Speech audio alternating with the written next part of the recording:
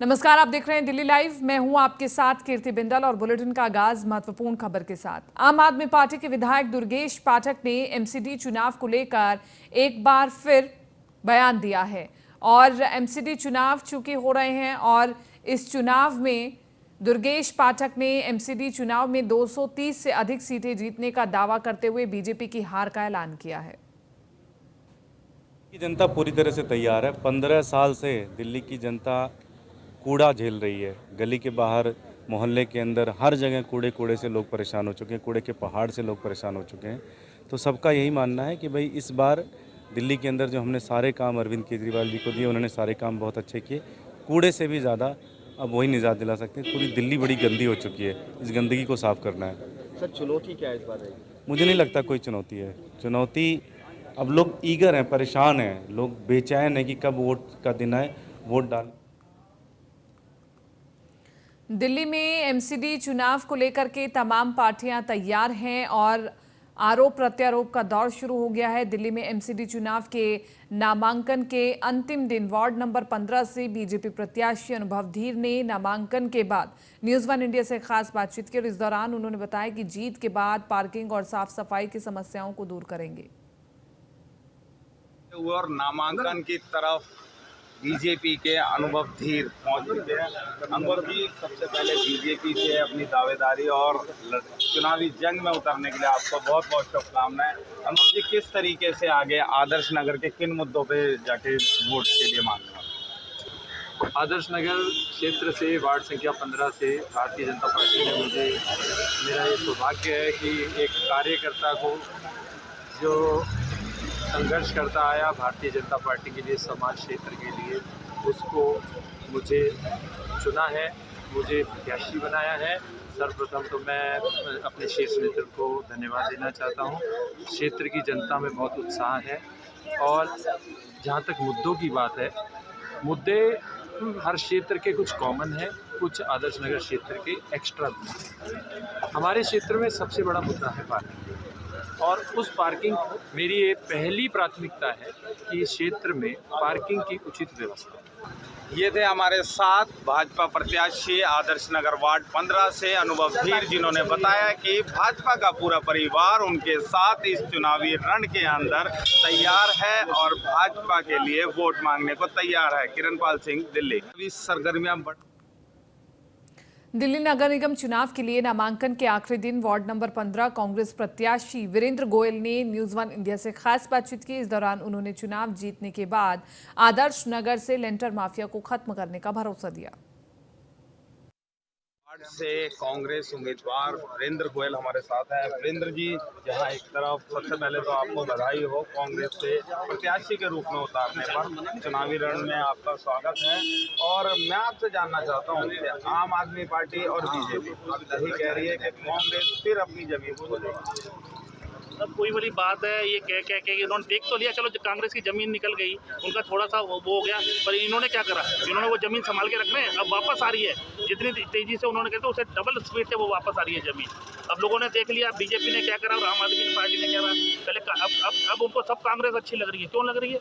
कि सब कहते हैं कांग्रेस के राज में हम घुसते, कांग्रेस के राज में हम घुसते, और हर कोई दुखी है। नेता कह रहे हैं कि जमानत बचाना बड़ी मुश्किल हो जाएगा। अपनी या किसकी? अपनी जमानत उनको बचाना मुश्किल हो जाएगा। कांग्रेस के बारे में ऐसा कह रहे हैं? वो कह सकते हैं भाई, वो मालिक है, पैसे वाले लोग हैं, हम क्या कह सकते हैं, हम गरीब आदमी हैं। तो आपको टिकट दी गई है और आदर्श नगर की अगर मैं समस्याओं जिनके ऊपर सबसे पहले काम करने की आप सोच रहे हैं, किन मुद्दों को लेकर? सफाई व्यवस्था पे सबसे पहले काम होगा। स्कूल जो खंडर हो चुके हैं उनके ऊपर काम होगा।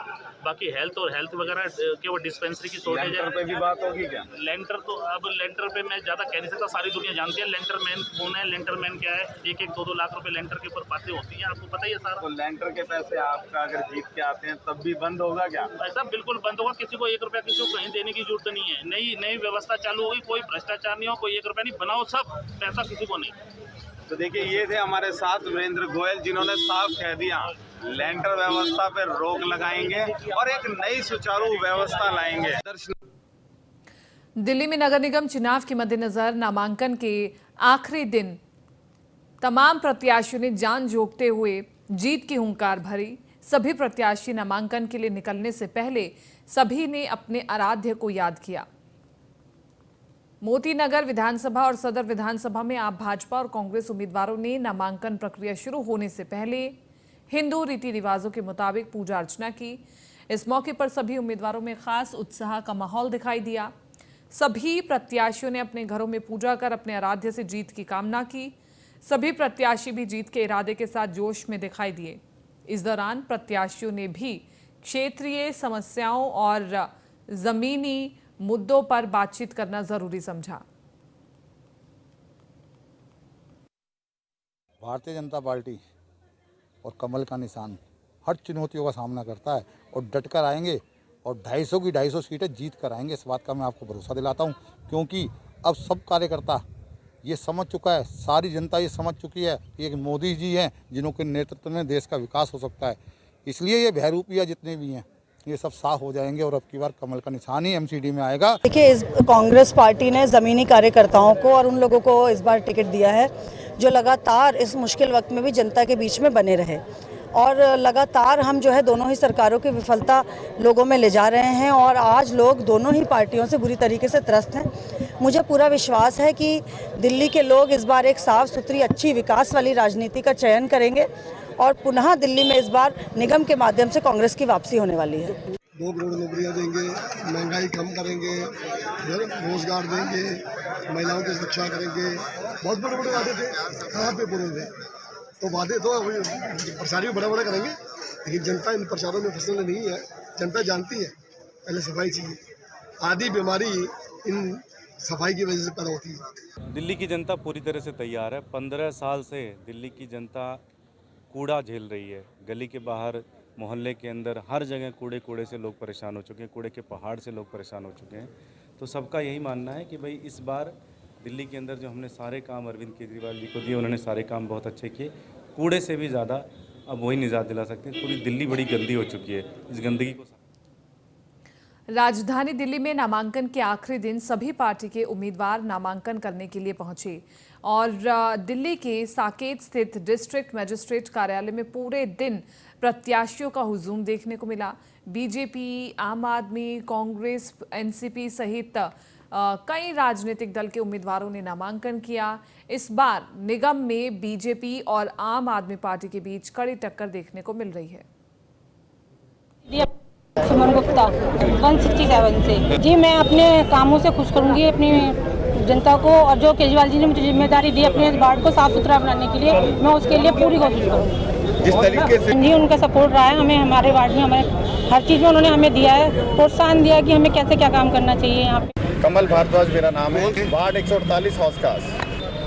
हम चुनावी मुद्दे जो हमारे पास हैं, जो जनता के रोज़मर्रा की समस्याएं, सबसे बड़ी गंदगी की और जो एमसीडी में भ्रष्टाचार की वजह से जो सारा सिस्टम गड़बड़ाया हुआ है, हर जगह गंदगी है, सड़कों का बुरा हाल है, डिस्पेंसरी का बुरा हाल है। हम उन मुद्दों को उठाएंगे जिससे जनता परेशान है। परवेश सेजवाल, लाडोसराय वार्ड 154। पिछले 5 सालों में, हमारे पिछले 8 सालों में जो मोदी सरकार की नीतियाँ थी वो हम घर घर तक लेके गए हैं।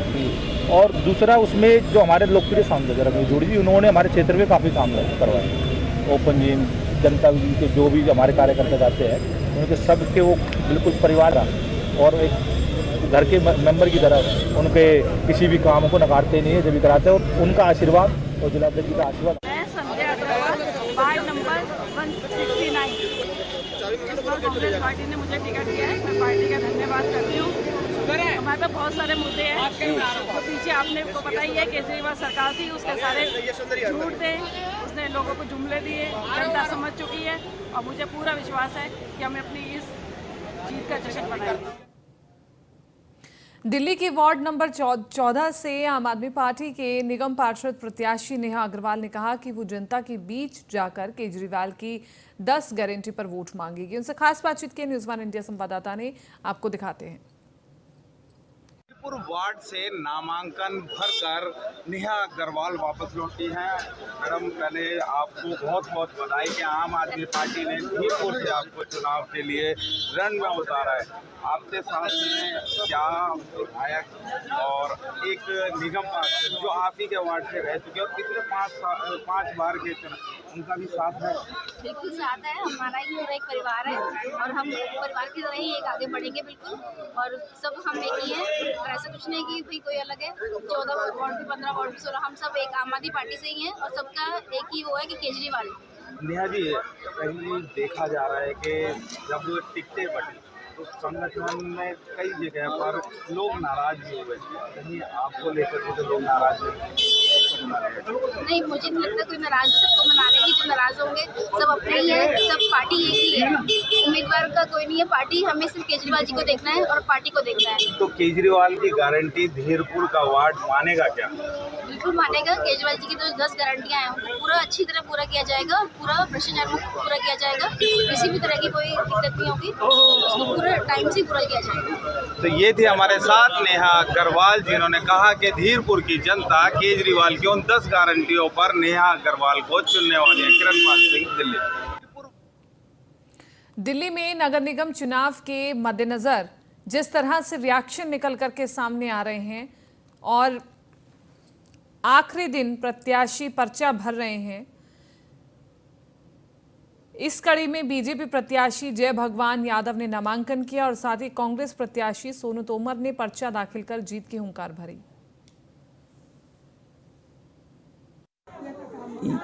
पहले तो मैं जो मुझे टिकट मिली है उसके लिए मैं अपने पूरे क्षेत्रवासियों को, बेगमपुर वार्ड के जितने भी माताएं, बहनें, बुजुर्ग, युवा साथी हैं, ये सब उनको अर्पण करना चाहता हूं कि उन्होंने मुझे इस लायक समझा और पार्टी ने इस लायक समझा कि मुझे कांग्रेस पार्टी का टिकट दिया।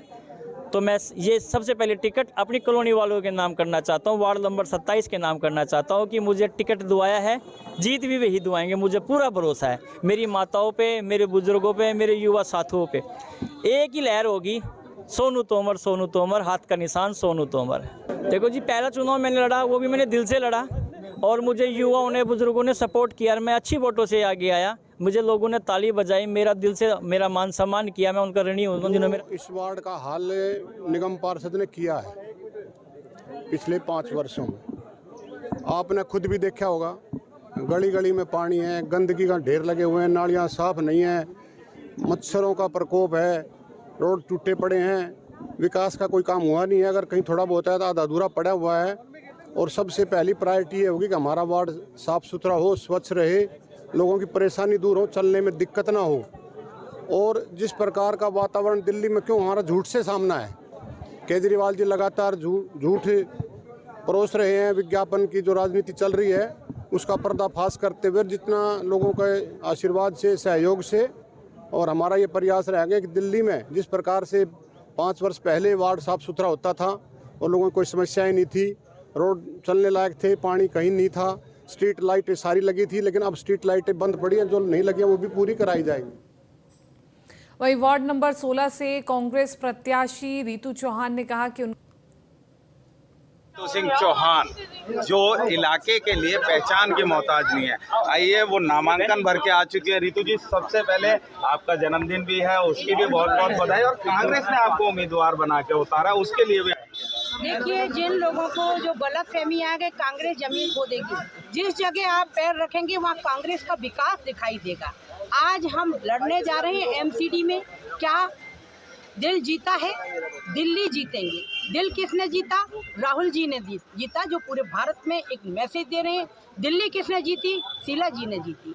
आज हम देना चाहते हैं दिल्ली को चमकती दिल्ली, ये हमारा स्लोगन है, ये हमारा नारा है। हम दिल्ली को एक चमकती दिल्ली देना चाहते हैं, ना कि हम प्रदूषण वाली दिल्ली देना चाहते हैं जो केजरीवाल जी ने दिल्ली को दे रखी है। ना ही हम लंटर माफिया देना चाहते हैं जो भाजपा का आज तक चल रहा है। हम उसको ख़त्म करना चाहते हैं, उस प्रथा को ख़त्म करना चाहते हैं। हम क्षेत्र में रहते हैं, मैं क्षेत्र में उन्हीं लोगों के बीच में रहती हूँ। 35 साल का अनुभव है, काम ही मेरा नाम है, काम ही मेरी पहचान है। 100% अगर मुकेश जी को अपने काम पर विश्वास होता तो वो पार्टी कभी नहीं छोड़ते। जो व्यक्ति काम से घबराता है, जो व्यक्ति हमेशा अपने वार्ड बदलता है, कहीं ना कहीं इंटरनली उनको ये भय होगा कि मैंने काम नहीं किया। रितु सिंह आपके बीच में काम करेगी तो उसको डर की जरूरत ही नहीं है।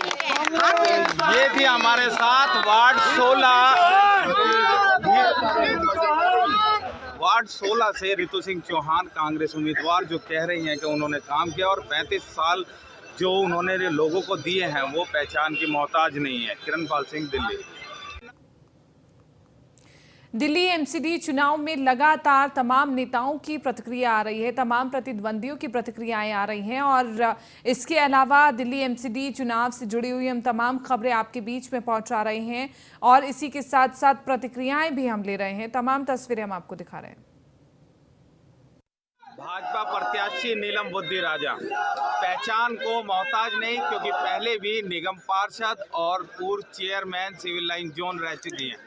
आइए बात करते हैं उनसे। मैम, बहुत बहुत मुबारक हो आपको कि एक बार पुनः पार्टी ने आपको जिम्मेवारी सौंपी है। कैसा लग रहा है? पहले आदर्श नगर वार्ड और अब धीरपुर, जहां से पहले ही आपकी जीत के नवीन त्यागी जी वहां से आए थे।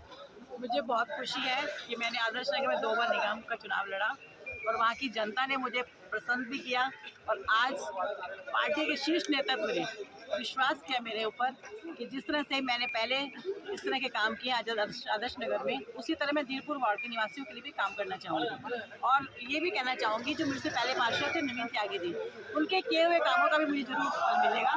उन्होंने भी बहुत सारे काम किए मेरे लिए और जब उनके भी किए हुए और मेरा भी पहले का किया हुआ है तो जरूरी है कि हम जीत कर जाए। नीलम जी, देखा जा रहा है संगठन की शक्ति जो कहते हैं रण के लिए बहुत जरूरी होती है। मंडल की बात करें या सिटिंग जो पहले एक्स निगम पार्षद है, सभी एकाएक आपके साथ लग गए हैं। ये परिवार जो है वो किस तरीके से चुनावी मैदान में और किन पर तीर दागेगा?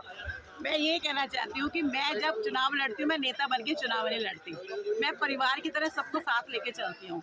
यही वजह है कि सारे परिवार के लोग मेरे साथ मिलकर चल रहे हैं, चाहे वो मंडल अध्यक्ष हो, चाहे विनोद जी हो, चाहे वो मंडल की पूरी टीम हो, चाहे जिले की टीम हो, चाहे सारे कार्यकर्ता हो, सभी कार्यकर्ता मेरे साथ मिलजुल कर चल रहे हैं और मुझे ये खुशी है कि पूरा मंडल, जिला और पूरे कार्यकर्ता मेरे साथ है और इस बात से मैं बहुत। इतनी शक्ति को देखकर और नारी शक्ति जब इतने जोर शोर के साथ आए तो अक्सर जो विपक्षी हैं वो कांप जाते हैं।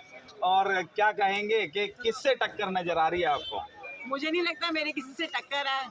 मेरी एक ना सोच है कि हम पॉजिटिव होकर चलें, हम किसी को कुछ मत कहें, हम अपनी बात कहें। हम जो कहेंगे वो करेंगे, हम किसी के बहकावे में नहीं आएंगे। काम किया है, काम करेंगे, पब्लिक के बीच में बनकर रहेंगे और सेवक बन के ही काम करेंगे।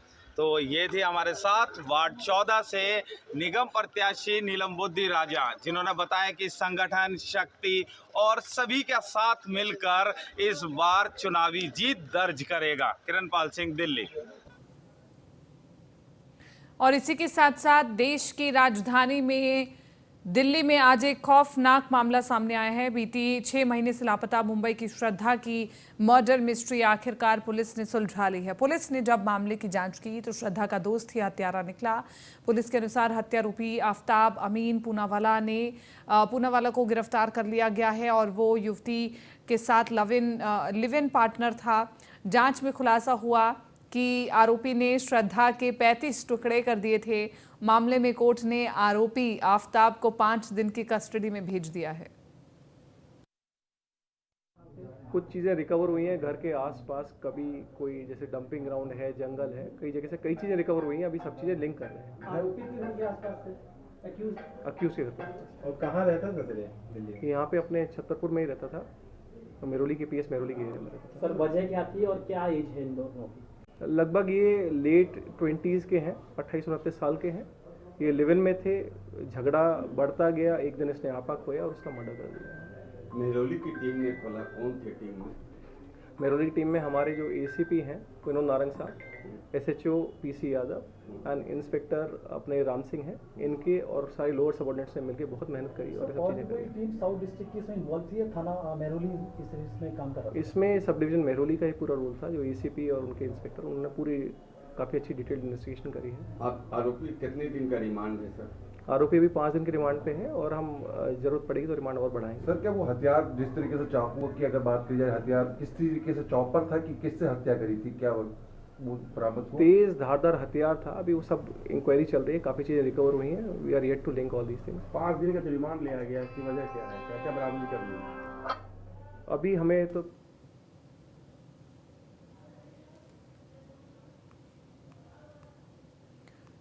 और राजधानी दिल्ली में आज से ट्रेड फेयर शुरू हो गया है जो 27 नवंबर 2022 तक चलेगा। इस साल ट्रेड फेयर में लगभग 2500 से ज़्यादा घरेलू और विदेशी अपने प्रोडक्ट की प्रदर्शनी में लगे हैं, जिसमें ब्रिटेन और संयुक्त अरब अमीरात सहित कई देशों के एग्जिबिटर्स शामिल हैं। ट्रेड फेयर का जायजा लिया हमारे संवाददाता पीयूष ने। देखिए, 41वें अंतर्राष्ट्रीय भारत व्यापार मेले की शुभारंभ हो गया है और इस वक्त हम उत्तर प्रदेश के उस मंडप के बाहर मौजूद हैं कि उत्तर प्रदेश के तमाम जो स्टॉल हैं वो इस मंडप के अंदर लगाए गए हैं। और आप साफ तौर पे तस्वीरें देखिए, उत्तर प्रदेश के मुख्यमंत्री योगी आदित्यनाथ की इधर तस्वीर लगाई गई है। और सबसे खास बात इस मंडप की हम बताएं आपको तो बाबा विश्वनाथ कॉरिडोर जो है वो उसकी छवि यहाँ पे दिखाने की कोशिश की गई है। और आप साफ तौर पे देखिए तस्वीरों में किस तरीके से हाल ही में जो बाबा विश्वनाथ कॉरिडोर बनाया गया था उसका जो अद्भुत छवि है उसकी वो यहाँ पे दिखाने का प्रयास किया गया है। इसके अलावा अगर हम आपको बताएं तो उत्तर प्रदेश में किस तरीके से स्वास्थ्य सेवाओं को बेहतर किया गया है उसको यहाँ पे दिखाने का प्रयास किया गया है। गौरवशाली संस्कृति का जो बातें यहाँ पे की जाती है लगातार उत्तर प्रदेश में, वो यहाँ पे दिखाने का प्रयास किया गया है। इसके अलावा आप साफ तौर पे देखिए, नारियों की बात की जाती है, स्त्रियों की बात की जाती है और नारी अस्मिता को सम्मान किस तरीके से उत्तर प्रदेश में दिया जाता है। चाहे हम हिंसा से पीड़ित महिलाओं के लिए वन स्टॉप सेंटर की स्थापना की बात करें या अन्य चीज़ों की बात करें, करीब 1.38 लाख विद्यालयों का ऑपरेशन कायाकल्प के तहत विकास हुआ था। और आप साफ तौर में इधर तस्वीरों में देखेंगे किस तरीके से उत्तर प्रदेश का विकास हुआ है वो यहाँ पे दिखाने का प्रयास किया गया है। जेवर एयरपोर्ट की बात करें या भव्य राम मंदिर जो बन रहा है वो यहाँ पे दिखाया गया है। और किस तरीके से आप देखिए एक अद्भुत प्रयास किया गया है कि जो भी इस मंडप में आए उसको एक अलग सी अनुभूति हो, लगे कि वो उत्तर प्रदेश के विकास को देख रहा है। और यहाँ पे आप तस्वीरों में देखिए किस तरीके से यहाँ पे तमाम जो लोग हैं वो यहाँ पे पहुँच रहे हैं। और चूंकि आज पहला दिन है और पहले ही दिन किस तरीके से यहाँ पे उत्तर प्रदेश के इस मंडप में रौनक है। आप सामने तस्वीरों में देखिए अलग अलग जो गेट्स हैं वो बनाए गए हैं, दुकानें यहाँ पे लगाई गई हैं और जो चीज़ें हैं अलग अलग जिलों की बात करें, अलग अलग शहरों की बात करें, उसको यहाँ पे दिखाने का प्रयास किया गया है। ये एटा की बात करें, आप देखिए किस तरीके से जो चीज़ें हैं वो यहाँ पे दिखाई गई हैं। और पीछे आपको लेकर चलते हैं, जो दुकानें हैं वो अलग अलग शहरों से लगाई गई हैं। बरेली की बात करें, बरेली से यहाँ पे दुकान लगाई है। क्या कुछ खासियत है बरेली की? यहाँ पर सर आपको हर्ब इन्फ्यूज हनी मिलता है जो कि पूरा वाइल्ड है, उत्तराखंड के जंगलों से कलेक्ट किया हुआ है। बाकी हमारे पास एसेंशियल ऑयल्स हैं, रोल ऑन है एरोमाथेरेपी के लिए, लोग स्ट्रेस से फ्री होने के लिए, डीप स्लीप सोने में प्रॉब्लम हो रही है उसके लिए भी है। बाकी फेस सीरम वगैरह है, बियर्ड ऑयल है, हेरोवेदा वगैरह है।